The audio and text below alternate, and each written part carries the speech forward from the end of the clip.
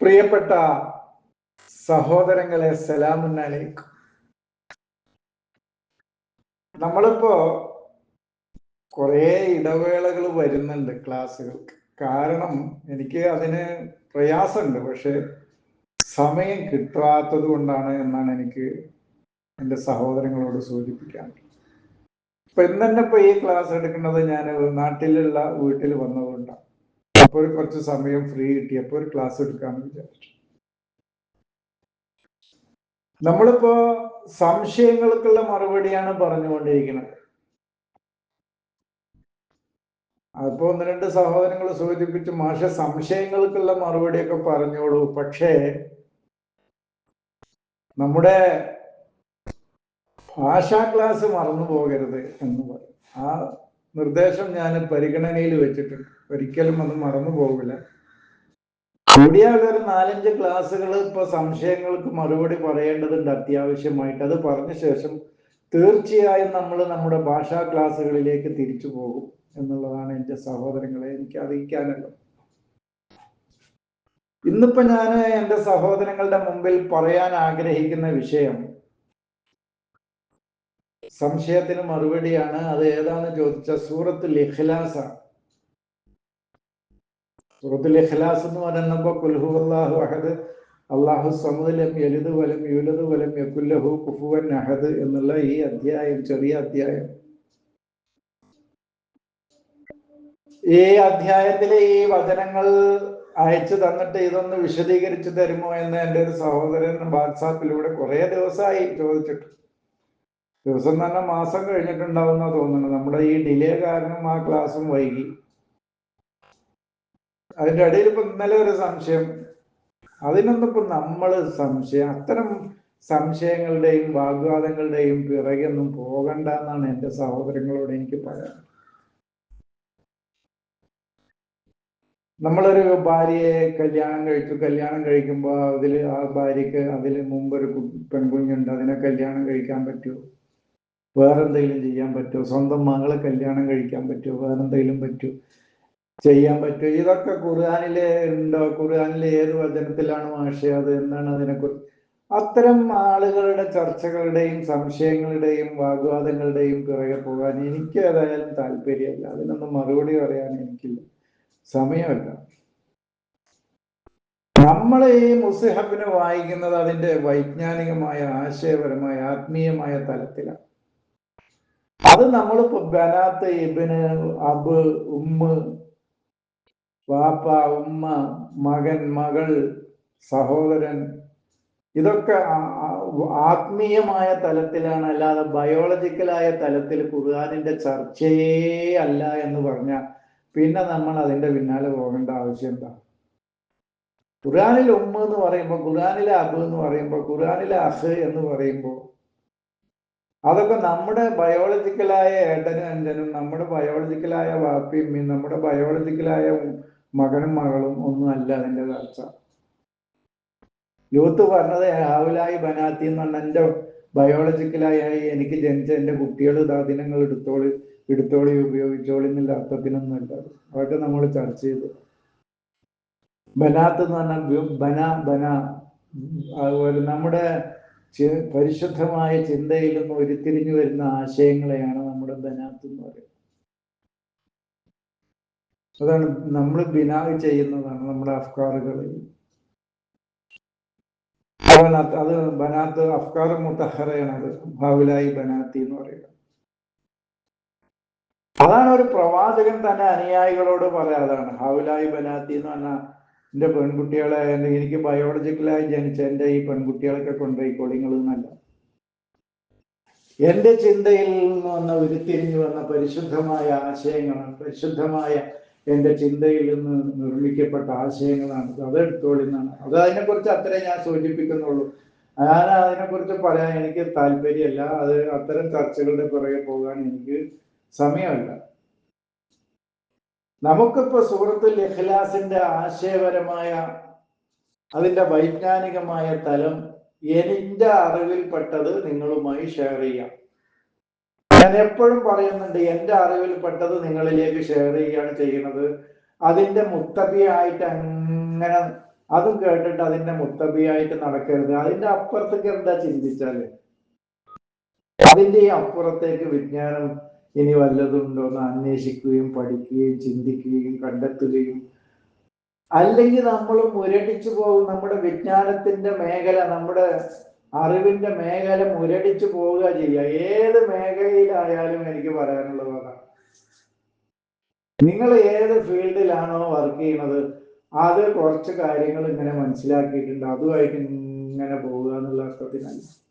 അതിനപ്പുറത്തേക്ക് നിരന്തരം നിരന്തരം നിരന്തരം അപ്ഡേഷൻ നടത്തിക്കൊണ്ടിരിക്കും. ഖുർആനിന് ആകത്ത് പറയാനുള്ളത് അതാണ്. നിരന്തരമായി നമ്മൾ അപ്ഡേറ്റ് ചെയ്യപ്പെട്ടുകൊണ്ടേയിരിക്കണം നമ്മുടെ വിജ്ഞാനത്തിന്റെ അറിവിന്റെ മേഖല. അല്ലെങ്കിൽ നമ്മൾ ജീവിതത്തിൽ പരാജയത്തിലേക്ക് പോകും. അതാണ് എനിക്ക് സൂചിപ്പിക്കാനുള്ളത്. അപ്പൊ ഞാൻ സൂറത്തുൽ ഇഖ്ലാസിന് എനിക്ക് മനസ്സിലായ ഒരു ആശയം നിങ്ങളോട് പങ്കുവെച്ചു. അത് കേട്ടു. അതൊരു 2-3 പ്രാവശ്യം നിങ്ങൾ ഒന്നിനും കേട്ടു മനസ്സിലായില്ല, ഒന്നുകൂടി കേട്ടു. അങ്ങനെ 2-3 പ്രാവശ്യം കേട്ടു. അതങ്ങനെ കേട്ട് മനസ്സിലാക്കി അങ്ങനെ നടക്കില്ല. അതിലെന്തെങ്കിലും തകരാറ് വന്നിട്ടുണ്ടോ? അതിനപ്പുറത്തേക്ക് ഇനി വല്ലതും അതിനെക്കുറിച്ച് മനസ്സിലാക്കാനുണ്ടോ? ആരിൽ നിന്നെങ്കിലും, ഏതെങ്കിലും ഗ്രന്ഥങ്ങളിൽ നിന്നോ അല്ലെങ്കിൽ ചുറ്റുപാടുകളിൽ നിന്നോ നമുക്ക് അതിനെക്കുറിച്ച് വല്ല മെസ്സേജുകളും ഇനി കിട്ടാനുണ്ടോ? ഇതാണ് നമ്മൾ അന്വേഷിച്ചു കൊണ്ടേയിരിക്കേണ്ടത്. അത് എനിക്ക് ഇടക്കിടക്ക് പറയേണ്ട കാര്യമാണത്. അതൊന്ന് സൂചിപ്പിച്ചു എന്നത്. ഇഖ്ലാസ് എന്ന് പറഞ്ഞാൽ നമ്മൾ ആത്മാർത്ഥത എന്നാണ് പറയാറുള്ളത്. ആത്മാർത്ഥതയല്ല, എല്ലാ ശിർക്കുകളിൽ നിന്നും നമ്മൾ മോചിതരായി നമ്മുടെ ദീന് അള്ളാഹുവിന് മാത്രം ഖാലിസാക്കുക, തനിച്ചാക്കുക. അതാണ് ഇഖ്ലാസ് ആക്കുക എന്ന് പറയുന്നത്. അതാണ് ഈ അധ്യായത്തിന്റെ പ്രത്യേകത. പിന്നെ ഈ അധ്യായത്തിന്റെ മഹത്വങ്ങളൊക്കെ ഒരുപാട് പറഞ്ഞിട്ടുണ്ട്. അതിനെക്കുറിച്ചൊന്നും എനിക്കൊന്നും പറയാനില്ല. 3-1 ഖുർആനിൽ അങ്ങനെ. ഖുൽ എന്ന് പറയുമ്പോൾ നമ്മൾ ആദ്യമായിട്ട് അതിലെ വാക്ക് ഖുൽ എന്നുള്ളതാണ്. ഖുൽ ഖുൽ ഖുൽ എന്ന് പറഞ്ഞാൽ പറയൂ പറയൂ പറയൂ എന്നാണ് നമ്മൾ അർത്ഥം പറയാറുള്ളത്. നീ പറയൂ, നീ പറയുക, നീ പറയുക. എന്താണ് പറയുക എന്ന് പറയുന്നത്? അല്ലാഹു അഹദ് എന്ന് പറയുക. അപ്പൊ അല്ലാഹു അഹദ്, അല്ലാഹു അഹദ്, അല്ലാഹു അഹദ് എന്നിങ്ങനെ പറഞ്ഞു നടക്കാനാ കാണുന്നവരോടൊക്കെ അല്ലാഹു അഹദ് അല്ല. അതിന്റെ ആശയം എന്താന്ന് പറഞ്ഞാൽ നമ്മുടെ ഉള്ളിലേക്ക് നാം എടുത്ത ഒരുപാട് അറിവുകളുണ്ട്. നമ്മുടെ ചിന്തയിലേക്ക്, നമ്മുടെ ബുദ്ധിയിലേക്ക്, നമ്മുടെ മനസ്സിലേക്ക് നമ്മൾ സ്വീകരിച്ച ഒരുപാട് ആശയങ്ങളുണ്ടാവും. അതാണ് ആ ആശയങ്ങളെ നമ്മുടെ വാക്കുകളായിട്ട് വരണ്ടെന്നല്ല, വാക്കുകളായിട്ടോ സ്വഭാവങ്ങളായിട്ടോ കർമ്മങ്ങളായിട്ടോ ഒക്കെ പുറത്തേക്ക് കൊണ്ടുവരുന്നതാണ് ഖുൽ എന്ന് പറഞ്ഞാൽ അതിൻ്റെ അർത്ഥം. നമ്മളിപ്പോ അൽഖ എന്ന് പറയുമ്പോൾ അതേ അക്ഷരങ്ങൾ തന്നെയാണ്. ഈ അൽഖ എന്ന് പറയുമ്പോൾ നമ്മുടെ ഉള്ളിലേക്ക് ഇടലാണ്. നിങ്ങൾ എപ്പോഴെങ്കിലും അറബി കോളേജുകളിലോ പള്ളി ദർസകളിലോ മറ്റ് അറബികളുടെ പ്രസംഗങ്ങളോ ഒക്കെ കേൾക്കാൻ ഇടയായ എൻ്റെ സഹോദരങ്ങൾ ഉണ്ടെങ്കിൽ ആ പ്രസംഗത്തിന്റെ ആമുഖത്തിൽ ഇന്നി ഉരീദു അൻ ഉൽഖിയ ഇലൈക്കും കലിമത്തൻ ഔ കലിമത്തൈൻ എന്നൊക്കെ പറയും. അപ്പൊ അൽഖ എന്ന് പറയുമ്പോഴത്തേന് നമ്മൾ മനസ്സിലാക്കിയത് എന്താ? ഖുർആനിൽ അൽഖ അല്ലെങ്കിൽ അൽഖി എന്നൊക്കെ പറയുമ്പോൾ നമ്മൾ മനസ്സിലാക്കിയ കയ്യിലുള്ള വടിയോ വേറെ വല്ല വസ്തുക്കളോ താഴെടാനോ അല്ല. ഒരാളുടെ മനസ്സിലേക്ക്, ചിന്തയിലേക്ക് എന്തിട്ട് കൊടുക്കുകയാണ്? ആശയങ്ങളെ ഇട്ടുകൊടുക്കലാണ് അൽഖ. അതാണ് ഇനി ഉരീദു അൻ ഉൽഖിയയിലേക്കും എന്ന് പറയുന്നത്. നിങ്ങളിലേക്ക് ഇട്ട് തരാനാണ് ഞാൻ ആഗ്രഹിക്കുന്നത് കലിമത്തൻ ഔ കലിമത്തൈൻ എന്നൊക്കെ പറയുന്നത്. അപ്പൊ ഓഡിയൻസിന്റെ മനസ്സിലേക്കും ചിന്തയിലേക്കും നമ്മൾ ഇട്ടുകൊടുക്കുന്ന ആശയങ്ങളാണത്. അതാണ് അൽഖ എന്ന് പറയുന്നത്. അതാണ് ഞാൻ പറഞ്ഞത്. അങ്ങനെ നാം നമ്മുടെ ഉള്ളിലേക്ക് ഇടപെട്ട ഒരുപാട് ആശയങ്ങളുണ്ട്, അറിവുകളുണ്ട്. ആ അറിവുകളെ നമ്മുടെ വാക്കുകളായിട്ട്, ഇപ്പൊ ഞാൻ എൻ്റെ വാക്കുകളായിട്ട് പുറത്തേക്ക് വരുന്നു. ഇനി അത് എൻ്റെ സ്വഭാവങ്ങളിലും കർമ്മങ്ങളിലൂടെയും പുറത്തേക്ക് വരണം. അതാണ് ഖുൽ എന്ന് പറഞ്ഞാൽ അതിൻ്റെ അർത്ഥം എന്നാണ് എനിക്ക് സൂചിപ്പിക്കാനുള്ളത്. എനിക്ക് മനസ്സിലായത് അതാണ്. എൻ്റെ പഠനത്തിൽ നിന്ന് മനസ്സിലായ ആശയം നിങ്ങളുമായിട്ട് പങ്കുവെച്ചു. ഇനി അതിനപ്പുറത്തേക്ക് ചിന്തിക്കാനും പഠിക്കാനും അതല്ല, നീ പറയുക പറയുക പറയുക എന്ന് തന്നെയാണ് അതിൻ്റെ അർത്ഥം എന്നാണെങ്കിൽ അതെടുത്തോളൂ. അതൊന്നും എനിക്ക് വിഷയം. പിന്നെന്താണ് ഹുവ. ഹുവ എന്ന് പറയുന്നത് എന്താണ്? ഈ ഹുവയാണ് yahoo.com ഒക്കെ ഉണ്ടല്ലോ, ഹുവ. ഈ ഹു എന്ന് പറയുന്നത് ഇൻഫിനിറ്റി, അനന്തമായ ഈ ലോകാണത്. സാധാരണ ഹുവ പറയപ്പെടാ, ഭാഷാ നിയമപ്രകാരം ഹുവ എപ്പോഴാ പറയാ? ഭാഷാ നിയമപ്രകാരം ഹുവ പറയുക ഒരു വസ്തു പറഞ്ഞിട്ടോ ഒരാളെ പേര് പറഞ്ഞിട്ടോ. അൻസാരി എന്ന് പറഞ്ഞിട്ട് പിന്നെ പറയാ അൻസാരി എന്ന് ആവർത്തിക്കൂല, ഹുവാനെ പറയുള്ളൂ. അല്ലെങ്കിൽ അൽ കിതാബു, അല്ലെങ്കിൽ ഒരു പുസ്തകത്തെ കുറിച്ച് പറഞ്ഞിട്ട് പിന്നെ ഹുവ, ആ പുസ്തകം. അപ്പൊ ഏതെങ്കിലും ഒരു വസ്തു, പുല്ലിംഗമായ ഒരു വസ്തുവോ പുല്ലിംഗമായ ഒരു വ്യക്തിയെയോ പുരുഷനെയോ അതായത് പുല്ലിംഗമാകും, പുരുഷനാകണമെന്നില്ല, ആൺകുട്ടിയായാലും മതി. അവന്റെ പേര് പറഞ്ഞ ശേഷം പിന്നീട് ആ പേരിങ്ങനെ ആവർത്തിക്കുന്നതിന് പകരം ഹുവ എന്ന് പറയാം. ഇതൊന്നും പറയാതെയാണ് ഇവിടെ ഹുവ എന്ന് പറഞ്ഞിട്ടുള്ളത്. അപ്പൊ ഇതെന്താണ്? അവിടെ നമ്മുടെ മുഫസ്സിരിങ്ങളായ മഹാന്മാരായ പണ്ഡിതന്മാരും പലരും അവൻ അള്ളാഹു ഏകനാവുന്നു എന്നാണ് ബാക്കി. അവൻ അള്ളാഹു ഏകനാവുന്നു എന്നാണ് പലരും. അതൊരു പ്രയോഗത്തിലുള്ള ഒരു ഭയങ്കര ഒരു വിഷമുണ്ടല്ലോ പ്രയോഗത്തിൽ എന്ന് കണ്ടപ്പോ ചില പണ്ഡിതന്മാർ അള്ളാഹു ഏകനാണെന്ന കാര്യം നീ പറയുക എന്നാക്കി. അള്ളാഹു ഏകനാണെന്ന കാര്യം നീ പറയുക എന്നാക്കി. അങ്ങനെ രണ്ട് രീതിയിലാണ് അതിന്റെ അർത്ഥം പറഞ്ഞിട്ടുള്ളത്. അവൻ അള്ളാഹു ഏകനാകുന്നു എന്ന് നീ പറയുക. ഈ അവൻ എന്ന് പറയണമെങ്കിൽ ആദ്യം ഈ അവനെ പറയണ്ടേ എന്ന് ചോദിക്കുമ്പോൾ അതിന് പ്രത്യേകിച്ചൊന്നും മറുപടി പല മഹാന്മാരായ പണ്ഡിതന്മാരും പലതുമൊന്നും കാര്യമായിട്ടൊന്നും മറുപടി പറയാറില്ല. എന്തോ ആകട്ടെ, അത് നമ്മുടെ വിഷയമല്ല. നമ്മൾ പറയുന്ന ഹുവ എന്ന് പറയുന്നത് ഈ പ്രപഞ്ചത്തിന്റെ അനന്തമായ നിയമവ്യവസ്ഥകളെയാണ് അതിനെയാണ് ചൂണ്ടുന്നത്. അതാണ് ദാലിക്കൽ കിതാബ് നമ്മൾ ചൂണ്ടിയപ്പോ പറഞ്ഞത്. അപ്പോ അനന്തമായ ഈ ലോകത്തെയാണ് ഹുവ കൊണ്ട് ചൂണ്ടുന്നത്.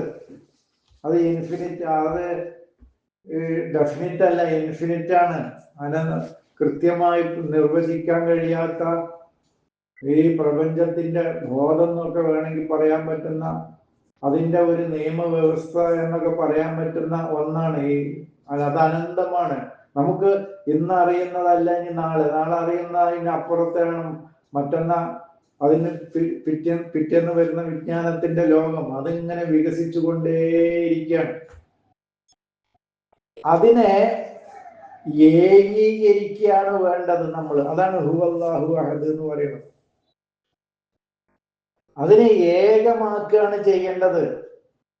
നമ്മളിൽ ഒരുപാട് എഹ്തിമാലാത്തുകളും ഒരുപാട് അഫ്കാറുകളും ഒരുപാട് മഅലൂമാത്തുകളും ഒക്കെ നമ്മുടെ ഉള്ളിലുണ്ടെങ്കിൽ, എഹ്തിമാലാത്ത് എന്ന് പറഞ്ഞ സങ്കല്പങ്ങൾ, അത് ഇങ്ങനെയാകാം അങ്ങനെയാകാം എന്നുള്ള നമ്മുടെ എഹ്തിമാലാത്തുകൾ ഉണ്ട്, നമ്മുടെ മഅലൂമാത്തുകൾ ഉണ്ട്, നമ്മുടെ അഫ്കാറുകൾ മുഖ്തലിഫുണ്ട്.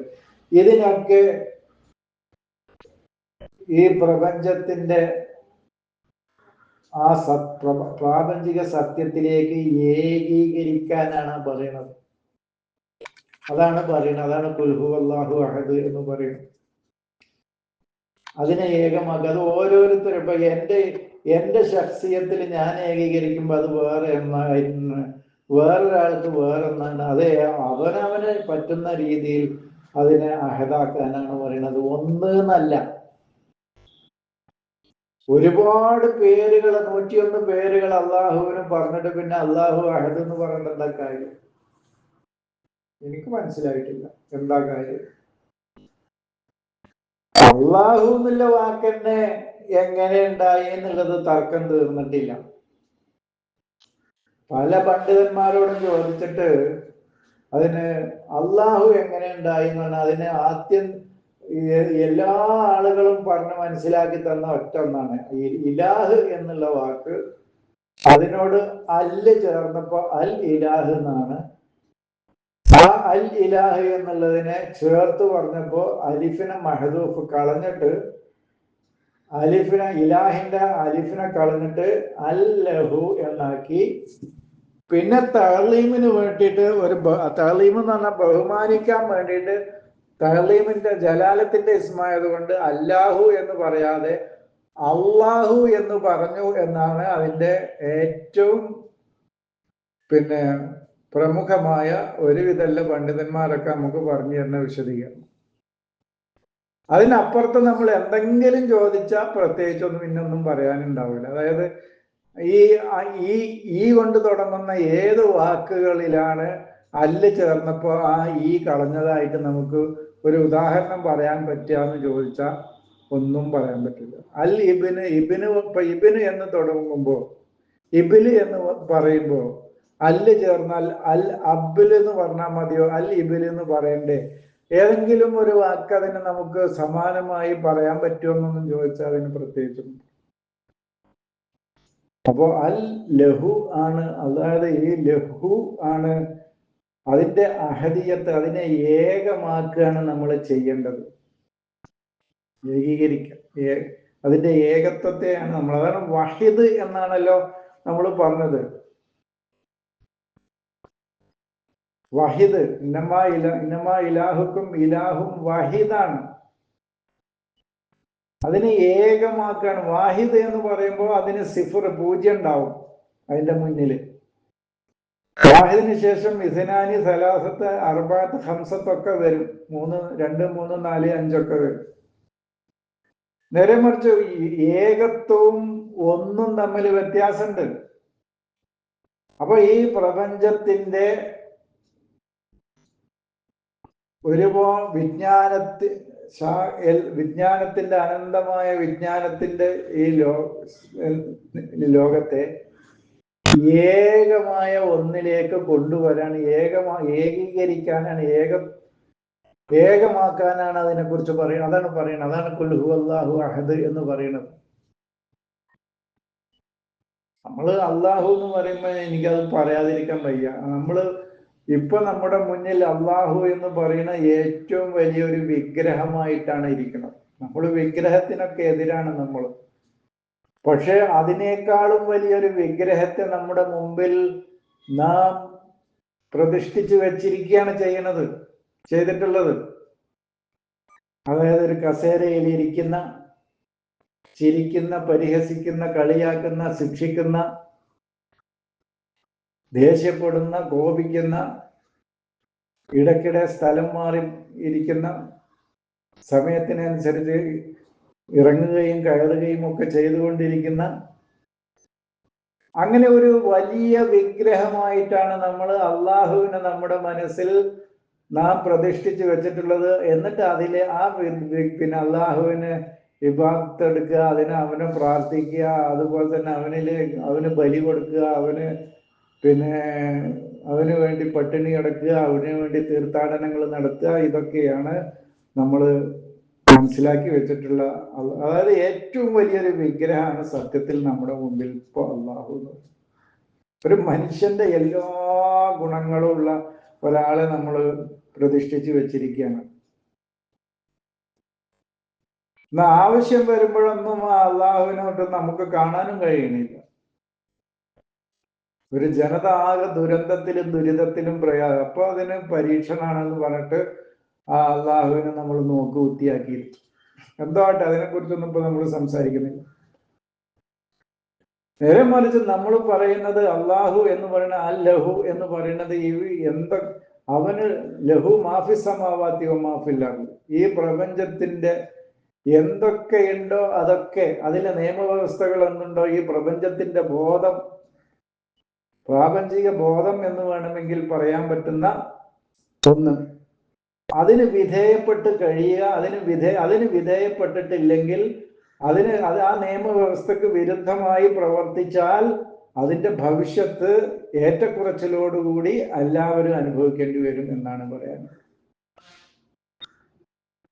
ഞാനിപ്പോ എൻ്റെ 4ാം നിലയിൽ നിന്ന് താഴേക്ക് ചാടിയ ചിലപ്പോ എനിക്ക് മരണം സംഭവിക്കാം, ചിലപ്പോ കയ്യോ കാലോ ഇടുപ്പോ ഒടിയാം. വേറെ ആള് ചാടിയാൽ ചിലപ്പോൾ 2 കാലേ ഒടിയുള്ളൂ, മരണം സംഭവിക്കില്ല. അതാണ് ഏറ്റക്കുറച്ചിലോടുകൂടി അതിന്റെ ദുരിതവും ദുരന്തവും അനുഭവിക്കുക എന്നുള്ളത് മാത്രമേ. നേരെ മറിച്ച് ആ 7ാം നിലയിൽ നിന്നോ 4ാം നിലയിൽ നിന്നോ താഴോട്ട് ഇറങ്ങി വരാൻ ലിഫ്റ്റ് ഉണ്ടാകാം, കോണിപ്പടി ഉണ്ടാകും, വേറെ വല്ല സംവിധാനം ഉണ്ടാവും. അതിലൂടെ ഇറങ്ങി വന്നാൽ സേഫായിട്ട്, അത് അതിൻ്റെ വ്യവസ്ഥ എന്ന് പറയും. ബാക്കിയൊക്കെ പറയുന്നത് വെറുതെ പറയണം. അങ്ങനെ ഞാൻ 7ാം നിലയിൽ നിന്ന് താഴേക്ക് ചാടും, അയാൾ അത്ര വലിയ ആള്, അതൊക്കെ അവലിയാണ് പറയണവർക്ക് അങ്ങനെ പറയാന്നല്ലാതെ അതൊന്നും നമ്മുടെ വിഷയമല്ല.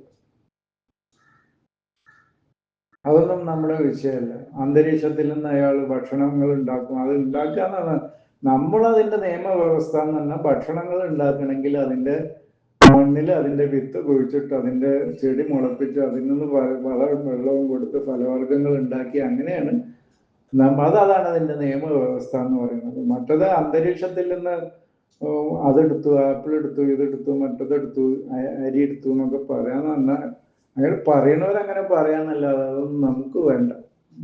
അതാണ് ആ പ്രപഞ്ച നിയമവ്യവസ്ഥകൾക്ക് വിധേയപ്പെട്ട് അതിനോട് താതാത്മ്യപ്പെട്ട് കഴിയാന്നുള്ളതാണ് നമ്മൾക്ക് ചെയ്യാനുള്ളത്. അപ്പോ അതാണ് അഹദ് എന്നുള്ളത്. ഒന്നല്ല, അള്ളാഹു ഒന്നല്ല. നമ്മൾ പറഞ്ഞില്ല, നമ്മുടെ വ്യത്യസ്തങ്ങളായ ഒരുപാട് ചിന്തകളെയും നമ്മുടെ അറിവുകളെയും നമ്മുടെ സങ്കല്പങ്ങളെയും ഒക്കെ ഏകമായ ഒന്നിലേക്ക് ഈ പ്രാപഞ്ചിക സത്യത്തിലേക്ക് നമ്മൾ കൊണ്ടുവരിക എന്നുള്ളതാണ് അതിൻ്റെ ചെയ്യാനുള്ളത്. അത്രയും കാര്യങ്ങളാണ്. ഇനി ബാക്കി ഒരു ക്ലാസ്സിനും കൂടി ചെറിയ വിശദീകരണമേ നൽകിയിട്ടുള്ളൂ, വളരെ വളരെ വളരെ ചെറിയത്. വിശദമായി വിശദീകരണങ്ങൾ നൽകിയാൽ നമുക്ക് സമയം ശരിയാവില്ല. ഒരു പൊതു ക്ലാസ്സൊക്കെ ആണെങ്കിൽ 2-3 മണിക്കൂർ എടുത്താൽ കുറച്ചൊക്കെ ഒന്ന് പറഞ്ഞു തീർക്കാം. ഇതിൻ്റെ ബാക്കി ക്ലാസ്സുകൾ എടുത്ത് ഒരു ക്ലാസ്സും കൂടി എടുക്കുന്നുണ്ട്, അതിലൂടെ വിശദീകരിക്കാമെന്ന് പറഞ്ഞുകൊണ്ട് ഞാൻ അവസാനിപ്പിക്കുന്നു. സലാം.